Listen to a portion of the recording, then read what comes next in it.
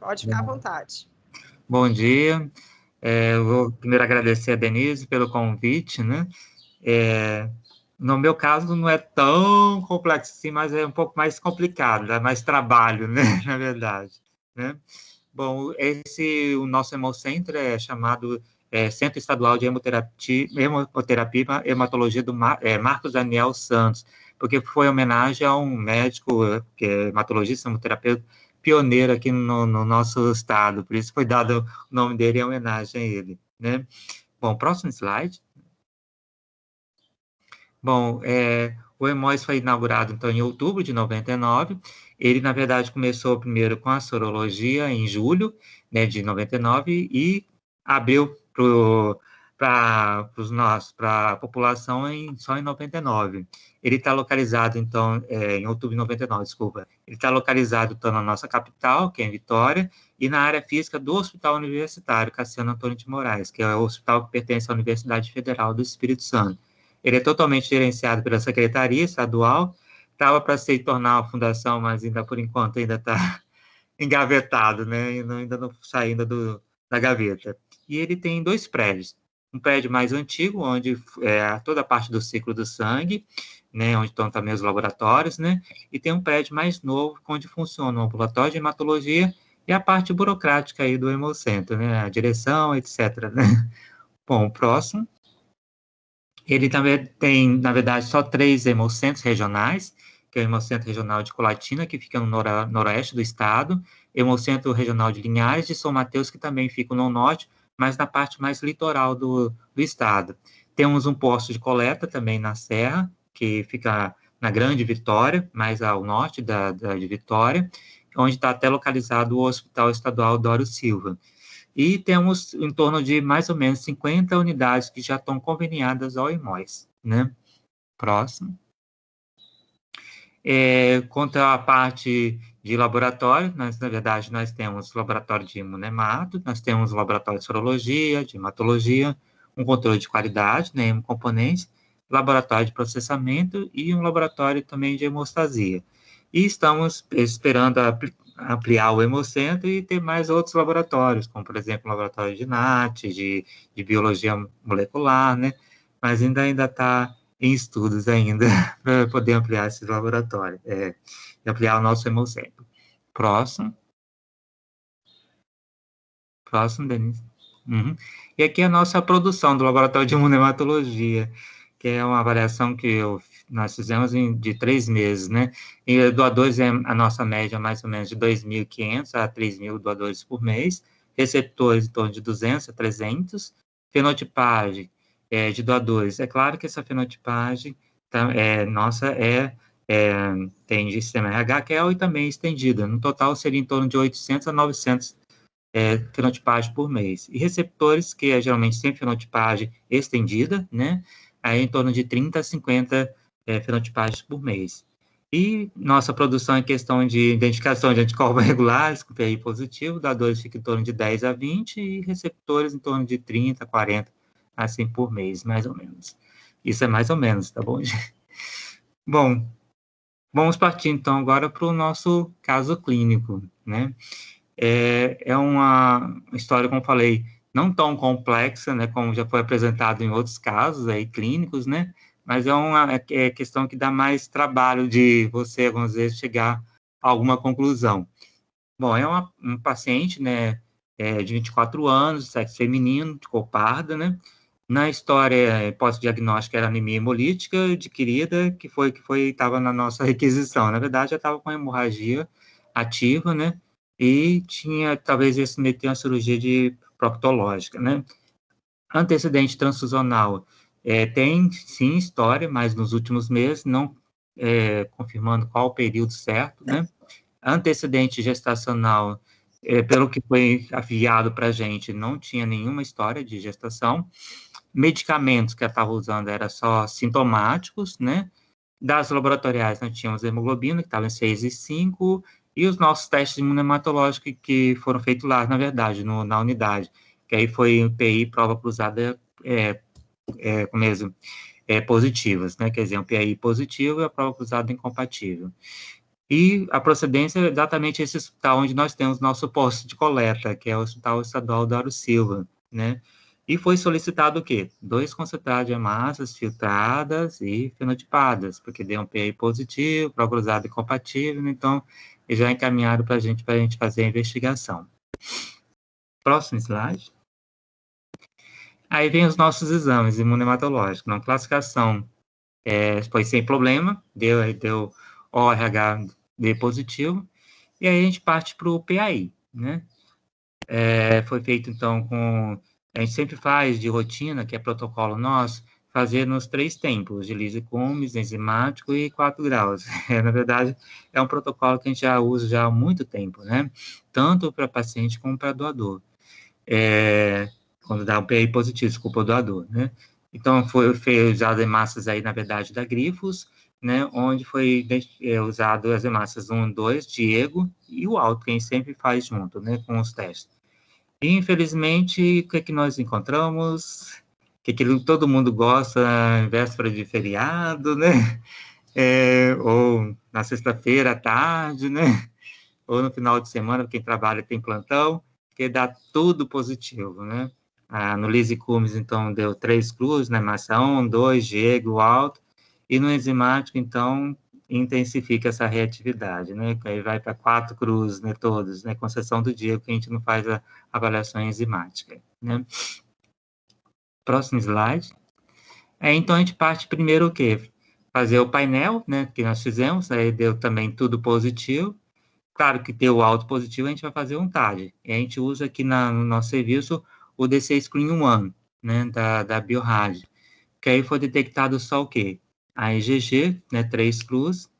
Fizemos também um ELUAT, também deu tudo positivo. E o painel, como vocês podem ver, no de Lise Cumes, teve uma reatividade também positiva em todas as hemácias. Desculpa, depois eu vou mostrar o diagrama, né? Sendo que uma variação de aglutinação em algumas hemácias, né? Como vocês podem ver aqui na hemácia 3, né, deu 2 cruzes só, na hemácia 7, 8 também só 2 cruzes, a 9, a 10, né? E as outras deram 3 cruzes. E, é claro, o painel enzimático também, tudo positivo também, 4 cruzes, né? Próximo slide. Aqui é o nosso diagrama, desculpa que não está muito bem visualizado, que aqui é da pesquisa, né, que a gente faz nos 2, que é com Seriscan Diana 2 e também o Diana Diego, né, que aí são separadas hemácias, né. Isso tanto para normal, como também enzimático também, né. Próximo slide. E aqui é o painel que nós fizemos, né? Também usando da Grifos, que aí teve algumas reatividades aqui, aquela que eu mostrei anteriormente, né? Na Lise Cumes e enzimático. Desculpa também estar mostrando aqui o nosso diagrama, mas é o que a gente usa lá na nossa rotina, né? A gente aproveita o próprio diagrama do painel para anotar, apesar que a gente tem o nosso mapa também de trabalho, mas a gente sempre anexa esse mapa também, esse diagrama, desculpa, do fabricante, né? Próximo slide. Bom, a gente, na verdade, não seria o certo fazer, mas infelizmente a gente não tem ainda um laboratório de biomol, por exemplo, para poder fazer uma fenotipagem, quer dizer, uma genotipagem desse paciente. Então, a gente só tem recurso mesmo a nossa fenotipagem, né? Infelizmente, a gente teve que tratar com cloroquina, porque tentamos antes, mas deu tudo positivo, né? Então, aí nós partimos do tratamento com cloroquina, porque é um autoanticorpo da classe IgG. Então, a gente sabe que a cloroquina remove, então, essa IgG, né? E teve essa reatividade no painel, na nossa fenotipagem estendida, que a gente faz tanto para o sistema RH-QEL, para o sistema Duff, KID, né? Sistema P1, Lewis, MNS e Duff, Lutheran, que é usando exatamente os perfis da Biorad, que é o perfil 1, perfil 2 e o perfil 3. No perfil 1, a gente avalia o que? P1, Lewis e Lutheran, né? Já no perfil 2, a gente avalia o sistema QEL, como o K pequeno, o Celano, né? KPA, KPB e o KID, né? E no perfil 3, que aí seria o MNS e e Duff, né? E foi mostrado, como vocês podem ver aqui, ele teve no sistema RH, que é o C pequeno positivo, E pequeno, né? Então, seria C pequeno é E pequeno é pequeno, CW negativo, que é até esse cartão aqui que a gente usa, na verdade, do sistema RH, desculpa, ele já é da Grifos, né? O Kel negativo, K pequeno, Celano positivo, né? Os dois Duff, né, negativo, sistema FAIA, FAIA-B, né?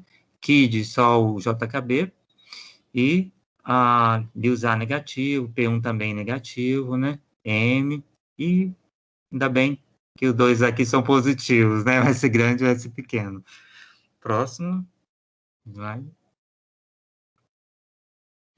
Bom, nós pensamos, então, já que essa paciente não tem uma história muito bem definida de antecedentes transfusionais nos últimos meses, aí já ia ser mais difícil a gente lançar a mão o quê? Numa alta absorção. Então, a gente preferiu o quê? Usar a aula de absorção. Aí, conforme as orientações do protocolo da ABB, nós utilizamos o quê? 3 hemácias, né, de sistema RH diferente, e também obedecendo aqueles sistemas mais importantes, né? O sistema Duff, né, o sistema Duff, né, KID, o S grande e S pequeno. Como ela já é S grande e S pequeno positivo, então a gente já eliminou da nossa avaliação dessas hemácias para usar para a aula de sorção. Então, nós usamos hemácias.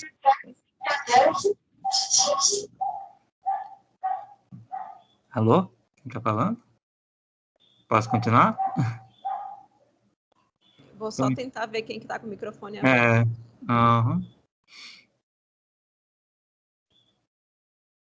Pode continuar. Posso, né? Então, a gente usou hemácia, então, R1, R1, R2, R2, Rzinho, Rzinho, o KEL, né? FAI-A, FAI-B e JKB. E realizamos, então, a adsorção, né, com o tempo conhecido, que nós já sabemos, né, da aula de adsorção, e fizemos, então, o painel. O painel de Lise Cummins, então, teve essa reatividade com a hemácia 1, com a hemácia 2, né, com a hemácia 4, 5 e 6, e com a hemácia 11, com soro dissolvido. É claro, utilizando, nesse caso, nós preferimos avaliar essa hemácia, esse soro que foi dissolvido com essas hemácias, resinho, né, porque é um fenótipo que estava mais adequado para a gente fazer a avaliação do que os outros, né, que era QEL negativo, FAIA negativo, FAIA-B e JKB negativo, desculpa, FAIA-B positivo e JKB positivo. Com essa reatividade aqui, conforme o painel de hemácio, o diagrama, estava sugerindo o quê? A presença de 2 anticorpos, né? O anti é grande, desculpa, e o anti é grande. Partimos também, é claro, do eluato desse soro, dessas hemácias que foi usado para a adsorção, usando a mesma hemácia, né? E, para nossa surpresa, teve mais coisa ali, além dos dois, né? Então, reagiu com hemácia 1 e 2, reagiu com hemácia 4, 5, 6, 7, 8, né? E hemácia 10 e 11. Pelo diagrama, que encaixou mais foi o quê? Ou no FAIA-B positivo, no anti-FAIA-B, desculpa, e no anti-JKB. Mas, é claro, a gente tem que descartar outras coisas ali, porque nós vimos que ele é P1 negativo, o paciente é M negativo, é Liusar negativo, tem um CW negativo. Então, a gente partiu o quê? Para um painel selecionado. Próximo slide.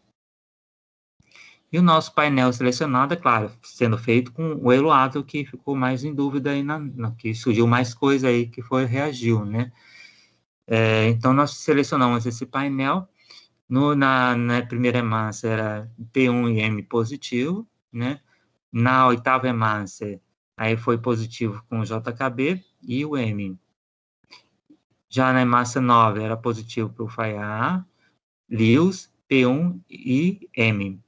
E na hemácia 10, positivo para o FAIA-B, LIUS-A, P1 e M. Na verdade, então, deu positivo só o que no nosso resultado?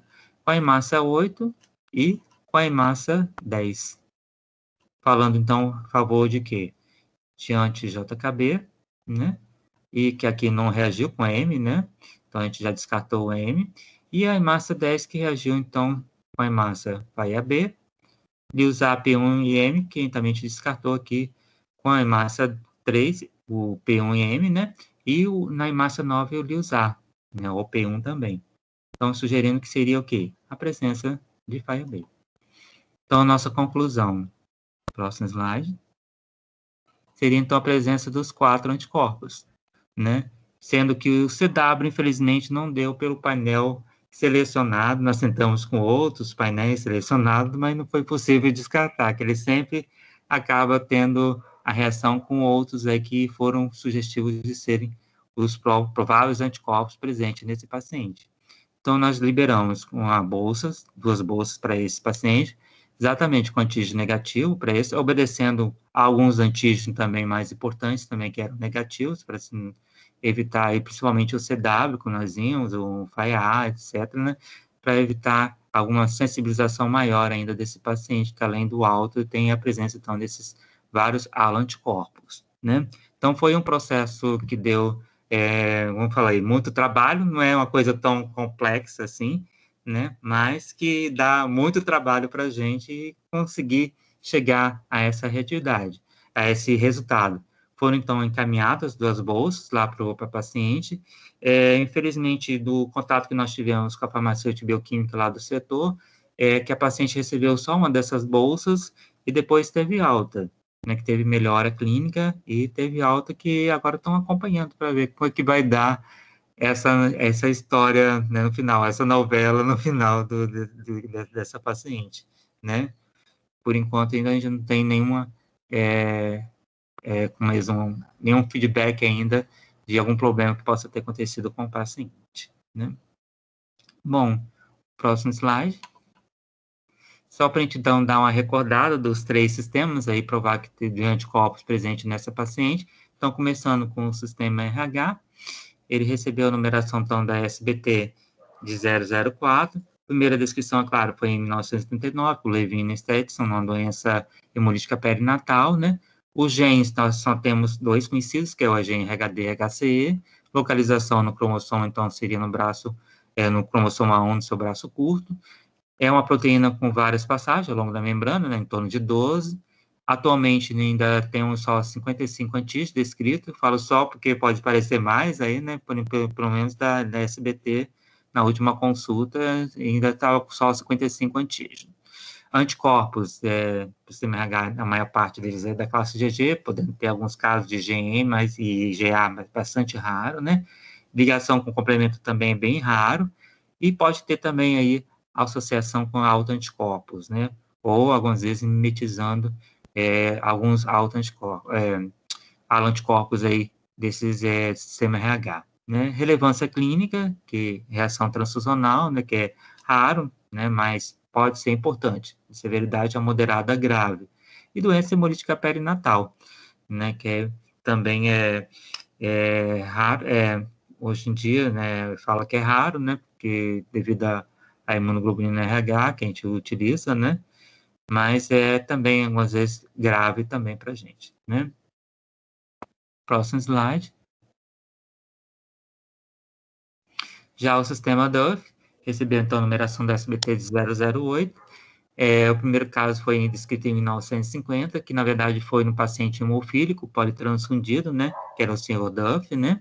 O nome do gene é o FY, né? Localização cromossomo, então, também no cromossomo A1, no seu braço longo. É também uma glicoproteína com várias passagens ao longo da membrana, em torno de 7 passagens, né? Ele tem só 5 antígenos, né? Que é isso, o FAIA, FAIA-B, o FAIA-3, 5 e o 6. Os anticorpos, então, são geralmente da classe GG, raramente IgM, também ligação do complemento, como no sistema RH, que é raro, né? E pode ter autoanticorpos também associado, somente alguns metizanos até um halo anti-FAIA, né? Importância clínica, isso seria uma reação transfusional também, que pode ser, ocorrer raro, mas pode levar, e é a severidade moderada grave, e doença hemolítica perinatal também, né? Porque geralmente destruição imune, que tem severidade também de moderada grave, né? Próximo slide. Sistema KID, então, já recebeu a numeração da SBT de 009, primeiros casos descritos foi em 1951, que foi na senhora KID, né? Que ela teve, então, uma criança, que esse seria o 6º filho, né? Com doença hemolítica perinatal, que ele chamava exatamente o quê? John Kidd. Daí o nome que a gente usa hoje em dia, que é o JK, que é em homenagem a essa criança que foi descrita com essa doença hemolítica perinatal pelo sistema KIGE, né? O nome do gene é o JK, né? O SLC14A1 ou HOT11A, né? Localização no cromossomo, então, no cromossomo 18, seu braço longo. Também a proteína com várias passagens ao longo da membrana, em torno de 10. Tem 3 antígenos, que é o JK, JKB e o JK3, né? Anticorpos também, o mais importante é IgG, algumas vezes IgM, né? E podendo ligar também complemento, né? Aí, caso envolvendo, seria IgM. E alto também, que algumas vezes pode ter alto, principalmente oferecido o alto anti-JKA. Relevância clínica também, reação transfusional, é rara, mas é importante, né? Podendo ser imediata ou tardia, e algumas vezes também podendo ser severa, ou envolvidos aí principalmente com reações hemolíticas do tipo tardia, né? E doença hemolítica perinatal, também pode ser de severidade leve ou moderada, mas pode ocorrer apesar de ser raro, né? Bom, próximo slide. Bom, considerações finais, só alguns pontos que acho que é importante a gente lembrar. Sempre lembrar da presença de alto e alto, halo, né? Que algumas vezes esses altos acabam mascarando a presença de halos de grande importância clínica para a gente, né? Então, a gente sempre tem que lembrar que sempre por trás dele pode ter alguma coisa a mais, né? Algumas vezes a gente nem consegue nem identificar, fica mais complicado para a gente, que a gente precisa lançar de outros laboratórios de referência mais avançados, né? Não esquecer do binômio adsorção e eluição, né? Porque sempre fazendo a adsorção somente halo, né? Temos que partir também para a eluição. E ser bastante criterioso também a atenção desse tipo de paciente, né? Quem sabe os problemas que podem surgir, porque o halo não respeita nada, né? E ainda mais mascarando um halo, né, que algumas vezes pode estar envolvido, não, a gente não conseguir identificar, aí já piora mais o quadro clínico do paciente. Se puder usar um tratamento alternativo, é mais recomendado, né? E não desesperar, né? Não puxar os cabelos, né? Ter calma, né? E saber como trabalhar adequadamente aí para identificar esses anticorpos e transfundir um sangue com mais confiança para o paciente, né? Com mais segurança para o paciente. Bom, próximo. Aqui só mostrando a minha equipe, parte da equipe, né? O meu laboratório, que na verdade, nosso laboratório é um laboratório pequeno, está precisando ser ampliado, né? Para a gente ampliar aí tanto para doador como também para receptor, né? Próximo slide. Aí o restante também da equipe também. Inclusive, aqui do lado direito, que vocês estão vendo, é o Fernando, que é o farmacêutico bioquímico do setor, que ajuda bastante a gente, ele é uma pessoa ótima para trabalhar, muito legal, né? Próximo slide. Aqui, então, é o nosso hemocentro, o prédio mais antigo que eu falei, que é do ciclo do sangue, onde, então, a gente tem os laboratórios, a gente é o atendimento, então, ao doador. Então, foi o primeiro prédio que foi construído em 1999. Então, essa entrada aqui, na verdade, é para a entrada do doador. E o próximo slide é o prédio mais novo, né, que é onde atua, a gente atende geralmente os pacientes aí da hematologia, que é um ambulatório, então, de hematologia, né. Próximo. E obrigado, gente. Estamos aí, as dúvidas, as perguntas, né? Oi, estão me escutando? Esses casos são sempre desafiadores, né? Então, Então, judia um pouquinho da gente. Mas esse é, caso eu acho que tem algumas coisas que a gente, né, que deveria comentar. A primeira coisa é a questão do histórico transfusional, né, Ruston, que é um desafio para a gente ter essa informação às vezes. E como esse paciente já referia histórico e não tem certeza da última transfusão, é muito importante que a gente não simplesmente considere que já faz muito tempo. E talvez aquele autoanticorpo seja simplesmente usá-lo que a gente está vendo ali na absorção, né? Então, a gente pode estar em frente de um paciente com uma reação transfusional, né? É muito importante que a gente sempre avalie as avaliações, faça avaliação pré-hemólise, é um caso mais difícil a gente dizer, mas é possível, né? E a outra coisa é que é um anticorpo não esperado no indivíduo da população parda, afrodescendente, né, DUFA e DUFB negativos, o anti-DUFB. A gente pode até esperar o anti-DUFA. Quando a gente encontra o anti-DUFB, a gente tem que pensar que existe uma mutação diferente, né, não é esperada, né, na população afrodescendente.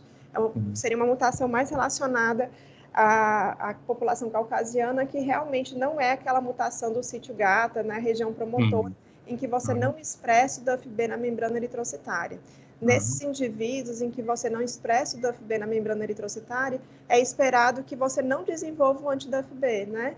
Você tenha, normalmente, desenvolvimento inicialmente do anti-DUFA e depois do anti-DUF3 ou anti-DUF5, né? Então, é um caso que realmente não sai no padrão, né? A gente não espera isso, porque a gente tem muito esse fundo afrodescendente na nossa população, mas eu acho que talvez valha a pena ver se vale a pena fazer uma avaliação genética dessa paciente, porque ela desenvolveu um anticorpo que a gente não espera que ela desenvolva. Será que é um alto? Né? Será que é um alto anti-DUFB, né?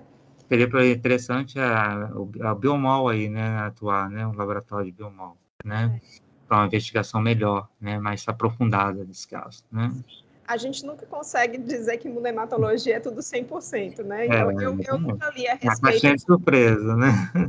Eu nunca li a respeito da possibilidade de ter um anticorpo, né, nessa situação, mas tudo é possível.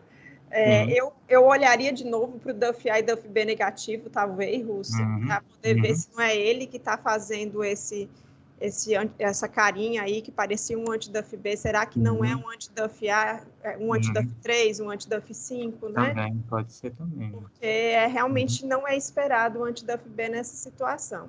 E aí eu acho que são duas coisas que a gente tem que sempre lembrar. Esse histórico transfusional, eu acho que talvez é o que judia mais a gente, né? A gente tem informação com certeza, a gente até fala, aqui em Fortaleza, a gente sempre, no Ceará, né? A gente sempre tem a conduta de não olhar, não confiar no que o nosso sistema diz para a gente. Apesar de a gente ter um sistema integrado, né? 100% dos pacientes do SUS estão naquele sistema, mas todos os pacientes do privado, do interior, também estão no mesmo sistema que a gente tem. Às vezes existe um atraso na colocação da informação. Então, é importante que a gente sempre questione o paciente, a família, para saber esse histórico, né? Exatamente. E fora que eles não mandam nada, né, algumas vezes, né? Isso. É mais complicado ainda.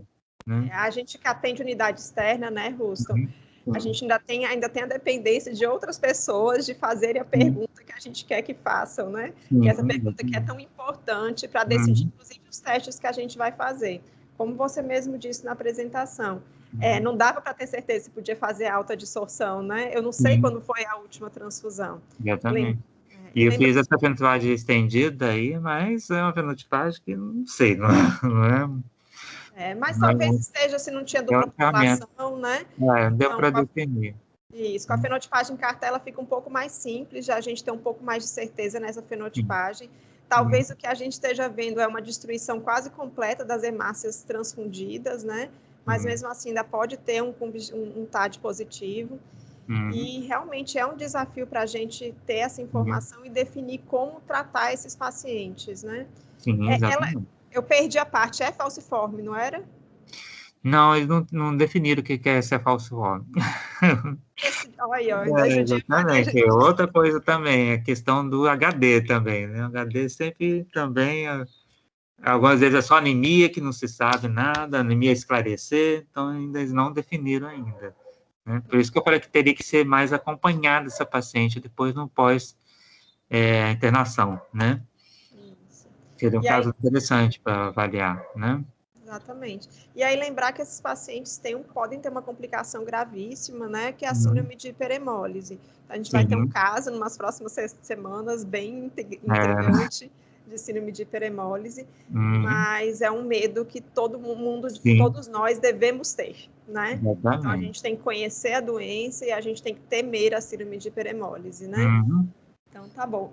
Gente, vamos lá. Quem quer comentar, fazer perguntas?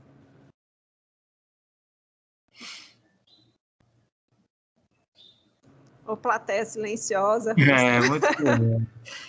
Ou não entenderam nada, ou Uma coisa que vocês fazem, que a gente não tem tanto costume de fazer no Ceará, é fazer a eluição da ala de sorção, né? A gente usa muito soro adsorvido e a gente dificilmente usa o eluato. Lembrar que é uma ferramenta muito importante quando eu acho que tem uma associação de anticorpos. O eluato ele não vai dar tanta resposta para a gente quando a gente tem um painel todo positivo por alto anticorpo, que eu tenho certeza que é alto anticorpo. Ele não vai ter tanta resposta, mas quando eu penso em associação de anticorpos, o eluato ajuda demais, né? Então, é uma coisa que a gente não pode esquecer de fazer, não é isso? E algumas vezes também por causa também do painel que nós fizemos inicialmente, que tinha também algumas reatividades aí diferentes, né? Então, a gente já talvez suspeita, talvez de, não somente, talvez de um alto, né? Mas ter alguma coisa a mais ali. E é particularmente importante, né, Ruston, quando a gente faz uma adsorção, eluição, quando eu estou pensando no anticorpo contra antígeno de alta frequência associado aos outros anticorpos, porque eu acabo tirando a interferência dos anticorpos mais simples para eu poder usar meu eluato para testar, que aí eu não vou ter anti-A, não vou ter anti-B, né, dependendo do grupo do paciente, vou tirar aqueles anticorpos que eu penso que o paciente tem, para poder testar o eluato puro, que é um anticorpo contra antígeno de alta frequência, na hemácia que eu tenho congelada, guardadinha, sem interferência dos outros anticorpos. Então, nesse contexto, acho que a eluição é ainda mais importante, né? Exatamente. Na frente desses casos. Eu vi aqui que a Karina entrou. Karina.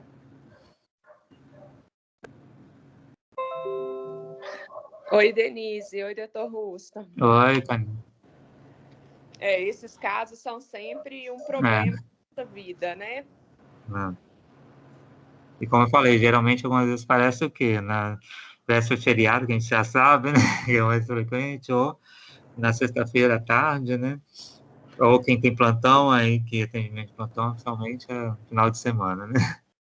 Sim. Agora, é bem interessante esse ponto que a doutora Denise tocou também sobre a importância de fazer o eluato nas adsorções, é que, embora a maioria das vezes, né, quando a gente está falando de alto anticorpo, por exemplo, o eluato, né, espera-se que ele fique positivo com todas as hemácias. Algumas vezes, né, principalmente quando a gente não tem certeza sobre a data da transfusão, né, se ela está recente ou não, o eluato acaba nos surpreendendo. Né? Então, alguma reatividade ali que a gente achava inicialmente que era homogênea, né, com todas as hemácias ali do painel, de repente, a hora que a gente retira esse anticorpo, a gente não sabe se é um anticorpo ou se é um alto, e vê ele no eluato, às vezes a gente já começa a identificar uma reatividade direcionada ao sistema RH, por exemplo, né, na maioria das vezes, e outras. A gente começa a ver diferença de intensidade entre as hemácias e acaba nos levando, né, a alguma especificidade que, de repente, a gente não tinha pensado inicialmente. Então, é bem importante mesmo fazer esse eluato, porque em algumas situações ele nos surpreende. Com certeza, Karina. E é uma prática que a gente tem que realmente incorporar mais à rotina, né? A gente fica muito ali tranquilo com o soro adsorvido, né? Não aprofunda, às vezes, o estudo, e o eluato pode dar respostas que a gente nunca imaginou encontrar, né? Então, lembrar que nesses casos, né, os casos complexos, a gente tem que usar todas as ferramentas que a gente tem disponível para tentar resolver. E o eluato é uma ferramenta importantíssima, tanto pela separação daquele anticorpo, né, em relação a outros anticorpos, quanto porque ele concentra alguns anticorpos que a gente sabe que está em título baixo, não está conseguindo ver, né? Então, o eluato realmente ajuda bastante quando a gente está tratando de um caso complexo. E é uma coisa que aí tem aqui os meninos do Ceará todos ouvindo essa conversa, para a gente tentar usar realmente mais o eluato. A gente faz eluato, mas dificilmente faz o eluato da adsorção. Então, tentar usar mais essa ferramenta que a gente tem para ajudar a identificar esses anticorpos que estão associados a outros, né? E que a gente, às vezes, jura por Deus que é um alto, né? Tem cara de alto, mas o paciente transfundiu recentemente. A gente não tem esse histórico de verdade, não consegue ter certeza absoluta, às vezes. Então, nessas situações, é quando o eluato é ainda mais importante para a gente, né? Sim. Tá certo? Eu acho que o caso foi muito bom, Ruston, para a gente lembrar de algumas coisas importantíssimas que a gente tem que colocar na nossa rotina, né? E para aprofundar realmente esses estudos. E Como você falei. fala... Não é um negócio tão complexo, mas é que dá trabalho, né? Dá trabalho e é necessário a gente ver esses casos, que são casos do nosso dia a dia, né? É muito mais comum encontrar um painel como que você apresentou do que eu encontrar um sangue raro, né? A gente vê muito mais uma associação de anticorpos que judiam da nossa vida do que a gente vê um anticorpo contra antígeno de alta frequência, isso. E aí lembrar que a gente tem que sempre lembrar do fundo genético das nossas populações e que às vezes nossos fundos genéticos nos surpreendem também, né? Então eu iria realmente atrás, Suston, para rever, ver se poderia ser um anti-DUF3 ou um anti-DUF5, ou se não conseguir confirmar, eu iria para a biologia molecular, porque não é esperado. Eu não sei se a Karina tem alguma experiência com anti-DUF-B em paciente FAI-A e FAI-B negativo, Karina. Na maioria dos casos que eu já tive, eu tive com anti-DUF-A, associado com anti-DUF3. Com B, assim, eu nunca tive, não. Pelo menos que eu me lembre de cabeça, assim, não. Porque o DUF-A é mais frequente. Deixa chegar, né? Isso. E aí, imunemata é sempre uma caixinha de surpresas, tudo é possível, né? Mas realmente eu não me lembro de ter lido nada a respeito, nunca realmente vi. Eu só vi, como a Karina falou, associada ao anti-DUF-A, né? Que é o que a gente espera pelo fundo genético, pela mutação do gata, né? Mas tudo é possível nessa vida. Então, o imunemato surpreende todo dia. E eu acho que é por isso que a gente gosta de imunemato, né? Se fosse aquela coisa chata de positivo e negativo apenas, eu acho que a gente não estaria aqui conversando segunda-feira, às 7 horas da manhã, né? Sábado mesmo, a Regina tá falando que ela pegou um alto anti-B. Imagine, um alto anti-B no paciente deles lá na Fundação Pro Sangue. É complicado, né? Raríssimo acontecer isso. Então, como eu falei, é uma caixinha de surpresa, você abre, sai opção de coisa lá dentro. Verdade. No dia a dia da gente. E é por isso que eu acho que a gente gosta tanto mesmo, né? Ruston, eu acho, quem mais quer fazer algum comentário, alguma pergunta? Vamos aproveitar, gente. Todo mundo é tão tímido nessa sessão. Ninguém está olhando para vocês. Vocês podem só ligar o microfone. Eu sou bastante tímido. Às vezes falo besteira, faz alguma perguntinha. Vamos, meu povo. Então tá bom. Ruston, muito obrigada. Foi excelente a sessão. Eu acho que todo mundo aprendeu bastante. É sempre bom a gente ver a experiência dos outros serviços também, né? E perceber que a gente tem as mesmas dificuldades das informações, né? Informação de diagnóstico, informação da última transfusão, e que a gente tem que correr atrás sempre, né? Nunca acreditar no que passaram sem confirmar, porque isso realmente vai mudar o que a gente faz no laboratório, né? Então é eu que agradeço e peço também, eu agradeço também principalmente pela ajuda aí em colocar os slides aí para a apresentação. Não, mas é assim mesmo. Esse Teams é danado, ele é meio chato. Na verdade, eu não largo dele, porque ele dá a possibilidade de entrar em quantas pessoas quiserem na sessão. E eu não gosto de ter restrição de números. Mas muito obrigada, foi ótimo. E semana que vem a gente tem mais com a Vanessa, que eu acho que ela, inclusive, está aqui ouvindo. Ela não vai fugir. E Vanessa? E vai ser a última sessão desse mês, tá bom? Muito obrigada, gente. Muito obrigada, Ruston. Foi excelente. Tá bom, obrigado. Tchau, tchau.